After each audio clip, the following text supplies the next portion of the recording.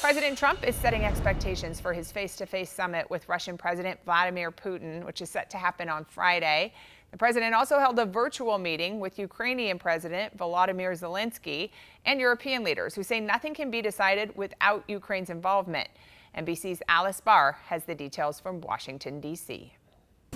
In the countdown to tomorrow's critical summit between President Trump and Russian President Putin, Ukraine and its allies pressing Ukrainian interests to the forefront, meeting virtually Wednesday with President Trump. President Zelensky was on the call.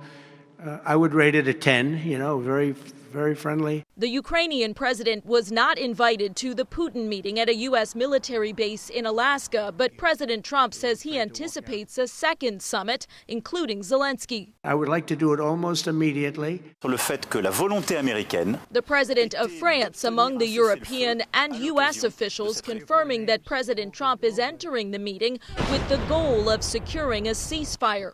The sources also noting that President Trump said he does not plan to discuss giving up Ukrainian territory to Putin without Ukraine in the room, something President Zelensky and the European allies on the call were pushing for.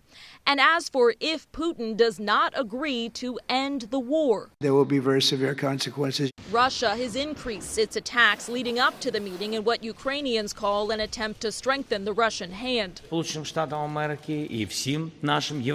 Zelensky saying he told President Trump that Putin is bluffing, believing he still wants to occupy all of Ukraine. President Trump has sharpened his rhetoric against Putin in recent weeks, growing increasingly frustrated as the Russian assault drags on. President Trump has threatened new sanctions against Russia and tariffs on its trading partners if there's no ceasefire. The German chancellor said Ukraine is willing to make some territorial concessions in a peace deal. Unclear how much. Russia right now occupies about 20% of Ukraine. In Washington, Alice Barr, NBC News.